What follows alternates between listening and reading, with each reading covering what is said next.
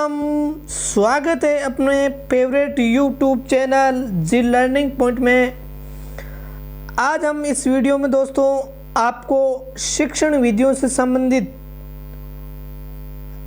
राजस्थान जो रीट पात्रता परीक्षा है उसमें आने वाले 2022 में जो एग्ज़ाम होगा और उसका मुख्य एग्ज़ाम होगा सेकंड ग्रेड और फर्स्ट ग्रेड में जो भी शिक्षण विधियों से संबंधित प्रश्न है उनमें हम आज इस वीडियो में आपका पार्ट 2 लेकर चल रहे हैं। आपको बता दूं दोस्तों, ये शिक्षण विधियां हिंदी के जो प्रश्न हैं उससे संबंधित हैं और इसके साथ पुराने प्रश्नों का जो विश्लेषण किया हमने, तो मोस्टली आपके रीट लेवल 1 और 2 इस चैनल पर आपको शिक्षक भर्ती से संबंधित विशेष अभी रीट से संबंधित सारे के सारे जो सब्जेक्ट है उससे शिक्षण विधियों के, मनोविज्ञान के, संस्कृत, हिंदी,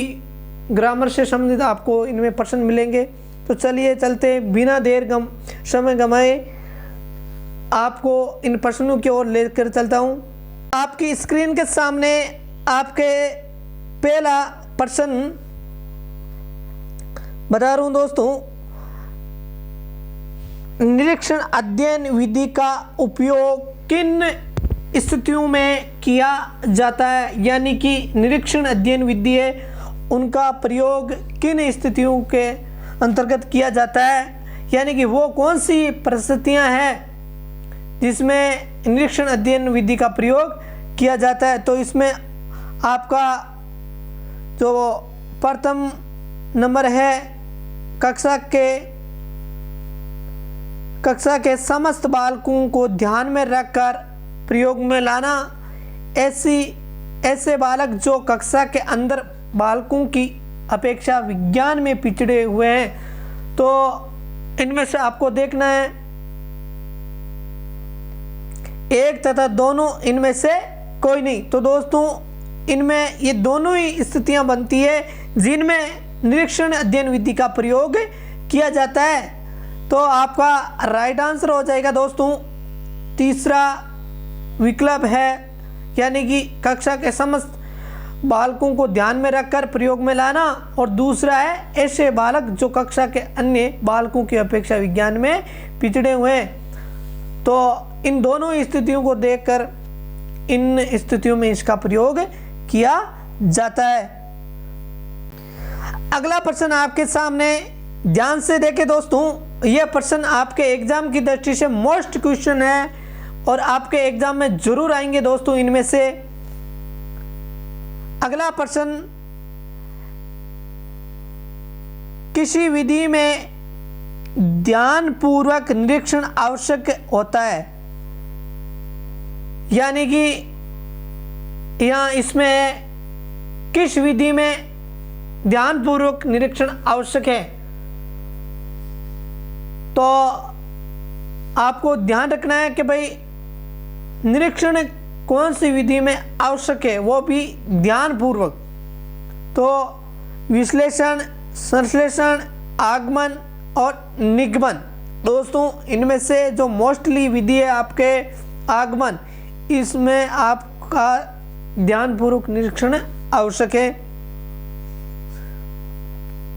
अगला प्रश्न आपके सामने, जो भी हो आपके मन में विचार दोस्तों कमेंट करके जरूर बताएं और जो भी इसमें त्रुटि हो वो भी बताएं, जो कि हम आगे वीडियो में दोहराएंगे नहीं। आपके सामने अगला प्रश्न, प्रस्तावना का उद्देश्य होता है। दोस्तों मोस्टली प्रश्न है आपके जरूर आएंगे।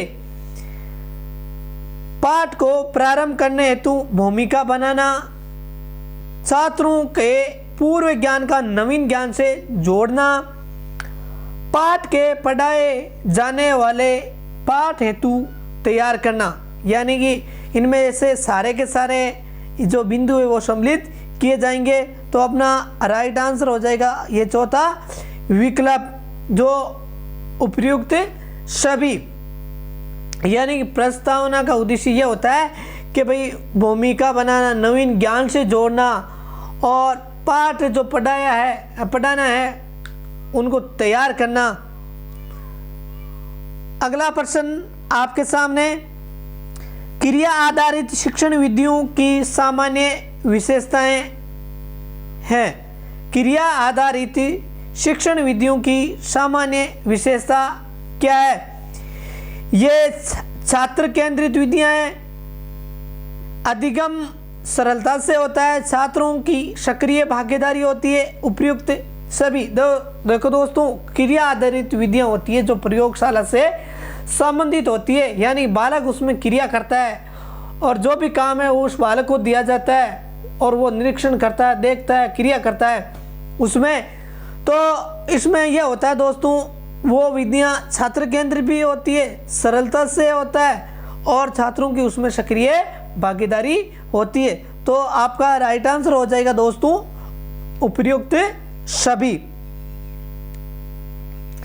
अगला प्रश्न आपके सामने देखो दोस्तों, इसमें यह है कि भाई मैं जहां से भी हो, कहीं से भी हो, आपके मोस्टली प्रश्न बना रहा हूं और भी इसमें कोई कुछ सुधार करना, आपका कमेंट हो, आपका विचार हो, मुझे ज़रूर शेयर करें और हमारे वीडियो को लाइक और सब्सक्राइब जरूर करें, जो कि इसी प्रकार का हमें आत्मविश्वास मिल सके और भी हम आपके लिए वीडियो उपलब्ध करा सकें। अगला प्रश्न है, वाक्यान विधि का मुख्य आधार है।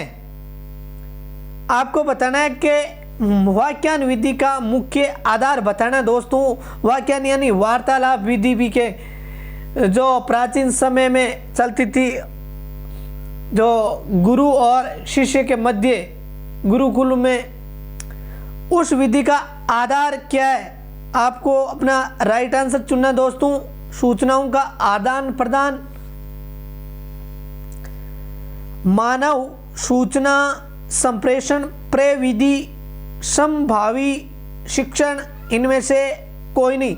तो देखो दोस्तों, इसमें यह होता है मानव सूचना का संप्रेषण, यानी कि वाक्यान देने वाला अपना विचारों का संप्रेषण करता है शिष्य के बाद, तो इसका ये मुख्य आधार होता है।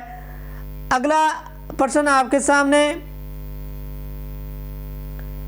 वाक्यान विधि का प्रयोग अधिक प्रभावी होता है। वाक्यान विधि का प्रयोग अधिक प्रभावी होता है। तो इसमें आपको देखना प्रभाव क्या होता है। पीछे जो प्रश्न था उसमें तो पूछा आधार, और इसमें क्या देखना है कि भाई जो प्रभाव क्या है, इसमें आपको देखना है प्रभाव क्या होता है।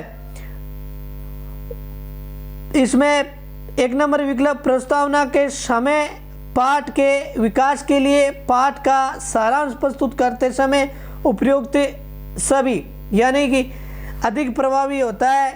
प्रस्तावना के समय भी प्रभावी होता है, पाठ के विकास के समय और पाठ का सारांश प्रस्तुत करते समय। तो आपका राइट आंसर हो जाएगा चौथा विकल्प। अगला प्रश्न आपके सामने, इकाई योजना का निर्माण किया। आपको बताना है कि इकाई योजना किसने दी। हर्बर्ट ने इन्होंने उद्देश्य दिए थे, मॉरिसन ने, जो जॉन डीवी, किलपेट्रिक। तो आपका राइट आंसर हो जाएगा जो दूसरा विकल्प, इकाई योजना विधि का निर्माण किसने किया था? मॉरिसन ने।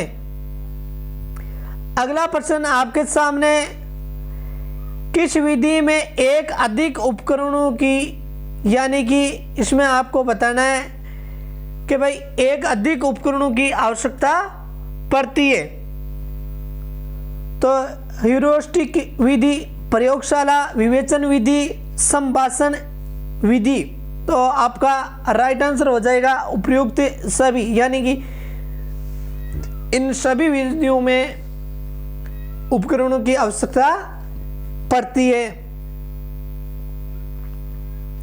अगला प्रश्न, पर्यवेक्षण, अध्ययन, उपागम या निर्देशित स्वाध्याय प्रणाली भी शिक्षण की है। पर्यवेक्षण अध्ययन उपागम या निर्देशित, ये दोनों नाम एक ही है, चाहे निर्देशित स्वाध्याय प्रणाली बोल दो या पर्यवेक्षण अध्ययन उपागम बोल दो। तो ये प्रणाली भी शिक्षण की है। एक विशिष्ट विद्या स्वाध्याय की प्रेरणा जगाती है, चेतनता प्रदान करती है, उपयुक्त में से कोई नहीं। ये एक विशिष्ट विद्या है। तो आपका राइट आंसर दोस्तों 1 नंबर विकल्प होगा। आप भी दोस्तों मेरे साथ शेयर करें, अपने आंसर जो भी कमेंट है वो मेरे साथ शेयर करें। अब दोस्तों आपको बता दूं रीड का समय कम है, तो हमारी तैयारी प्रभावपूर्ण स्मार्ट पढ़ाई हो, इसलिए ये वीडियो मैं आपके लेकर आया हूँ। किस पद्धति में नवीन भाषा को मातृभाषा के माध्यम से सिखाया जाता है? कौन सी विधि है जिसमें मातृभाषा जो भाषा को मातृभाषा के माध्यम से सिखाया जाता है? तो इसमें 1 नंबर विकल्प व्याकरण अनुवाद पद्धति, प्रत्यक्ष विधि, गठन विधि, अप्रत्यक्ष विधि। तो आपका 1 नंबर विकल्प होगा दोस्तों व्याकरण अनुवाद पद्धति। अगला प्रश्न आपके सामने, व्याकरण शिक्षण की प्रमुख प्रणालियां है।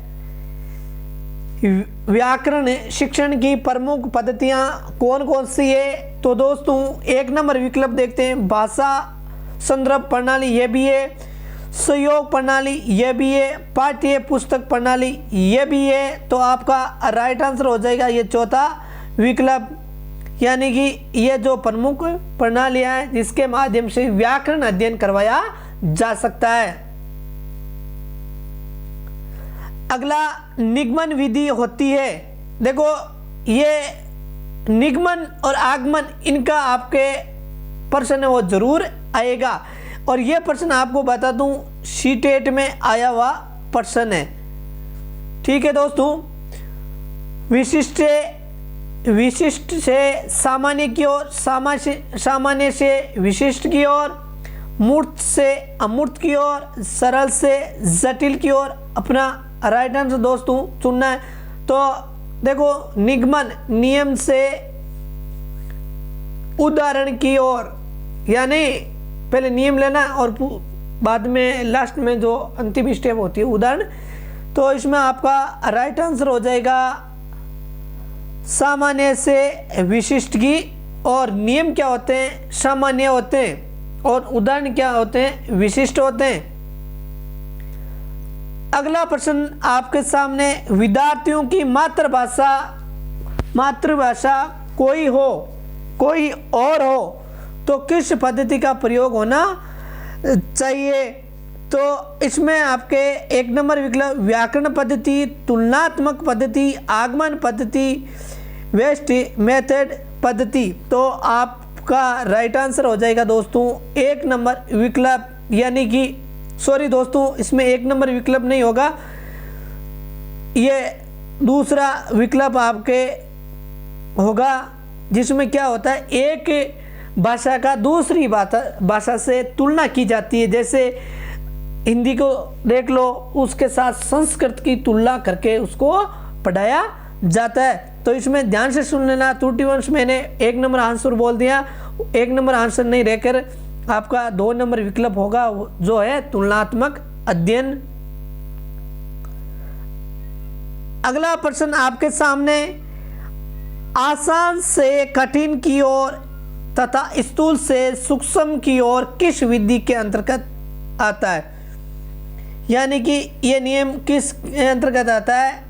आसान से कठिन की। देखो दोस्तों ये आगमन और निगमन से संबंधित प्रश्न है, आपको अपना राइट आंसर चुनना है। मैंने कहा आगमन और निगमन ये 2 विधियां ऐसी है, इसमें हर बार आपके प्रश्न आते हैं। भाषा संसर्ग विधि, समवाय विधि, निगमन विधि, आगमन विधि, यानी 2 नियम आसान से कठिन की ओर, स्थूल से सूक्ष्म की ओर, इसमें आपको अपना राइट आंसर चुनना दोस्तों। तो अपना राइट आंसर दोस्तों इसमें स्थूल से सूक्ष्म की ओर और आसान से कठिन की ओर, तो आपका राइट आंसर होगा ये चौथा विकल्प। आगमन विधि में ये सूत्र वो लागू होते हैं।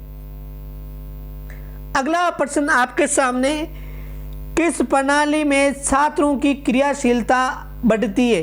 कौन सी प्रणाली है जिसमें छात्रों की क्रियाशीलता बढ़ती है? तो दोस्तों निगमन प्रणाली, नियम से उदाहरण की ओर सहयोग, यानी इसमें छात्रों का, शिक्षक का, अभिभावकों का सहयोग लिया जाता है और इसमें सहकारिता के आधार पर अध्ययन किया जाता है। पाठ्य पुस्तक प्रणाली, यानी पाठ्य पुस्तक से ज़्यादा इसका उपयोग किया जाता है। आगमन प्रणाली, ये आपका राइट आंसर होगा, यानी कि आगमन पद्धति ऐसी है जिससे छात्रों की क्रियाशीलता बढ़ती है। अगला प्रश्न आपके सामने, व्याकरण शिक्षा में कौन सी प्रणाली का प्रयोग है? उत्तम है, यानी व्याकरण शिक्षण प्रणाली में कौन सी प्रणाली का प्रयोग उत्तम है, यानी कि श्रेष्ठ प्रयोग होगा?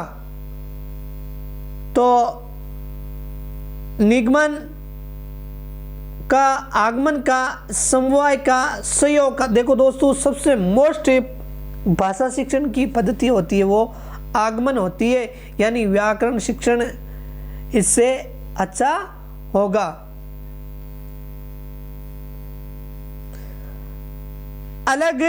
अगला प्रश्न, व्याकरण शिक्षण का आरंभ किसके द्वारा होना चाहिए? अक्षर द्वारा, वाक्य द्वारा, शब्द द्वारा, वर्णमाला द्वारा?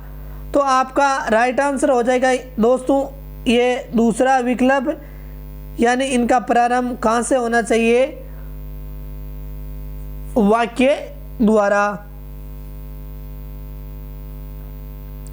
अगला प्रश्न, रसानुभूति के स्वरूप को समझने के लिए उसे कितने भागों में बांटा जा सकता है?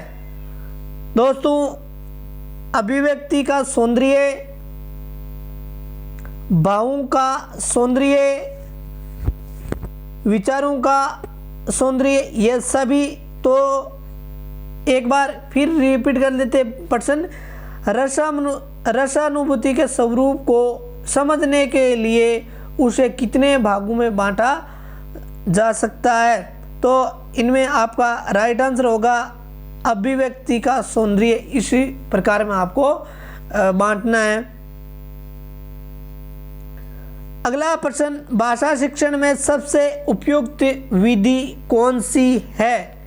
भाषा शिक्षण में सबसे उपयुक्त विधि कौन सी है? तो भाषा शिक्षण की आपके जो ये दूसरा विकल्प होगा आपका व्याकरण अनुवाद विधि।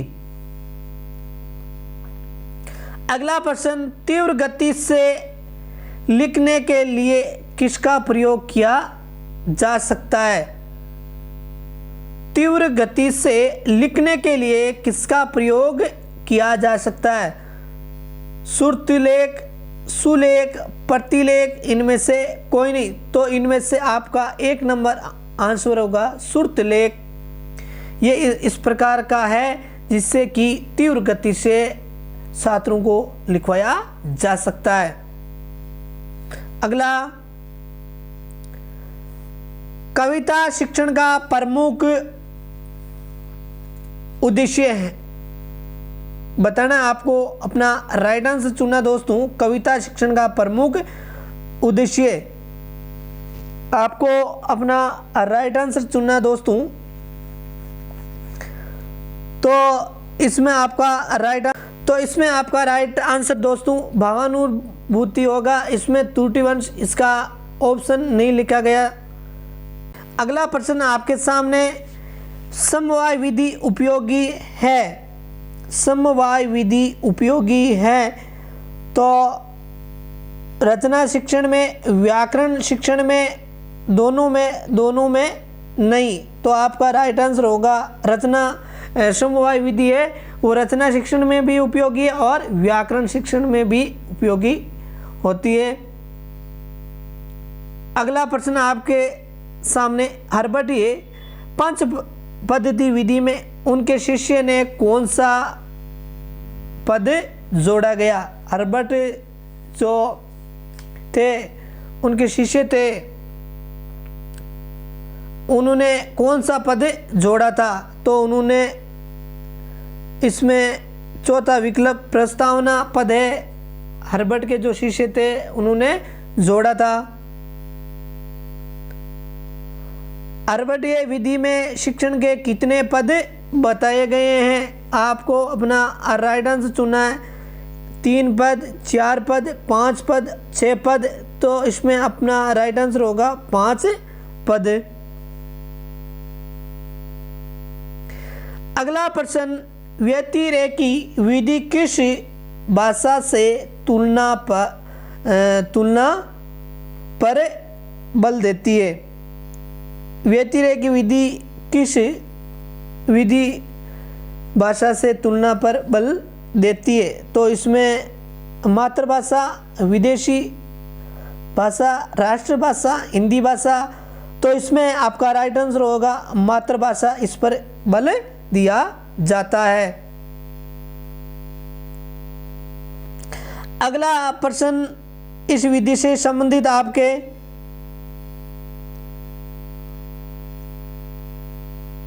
व्यतिरेक विधि का उपयोग किया जाता है प्राथमिक स्तर, माध्यमिक स्तर, उच्च स्तर, सभी स्तरों पर, तो आपका राइट आंसर हो जाएगा सभी स्तरों पर व्यतिरेकी विधि का प्रयोग किया जाता है। अगला प्रश्न आपके सामने, भाषा प्रयोगशाला शिक्षक कौन सा कार्य नहीं करता है। आपको बताना है कि भाषा प्रयोगशाला शिक्षक होता है वो कौन सा कार्य इनमें नहीं करता है। निर्देशन का रिकॉर्ड करना या वे सुनना, रिकॉर्ड देखना, नियंत्रण, तो इसमें आपका राइट आंसर हो जाएगा तीसरा, इसमें वो ये कार्य नहीं कर सकता।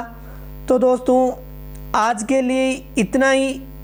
आपको बता दूं इस पर फर्स्ट ग्रेड, सेकंड ग्रेड और थर्ड ग्रेड इनमें आने वाले मोस्ट प्रश्न आपको इस चैनल पर मिलेंगे।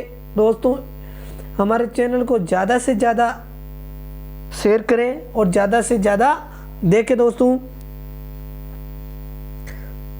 जय हिंद, वंदे मातरम।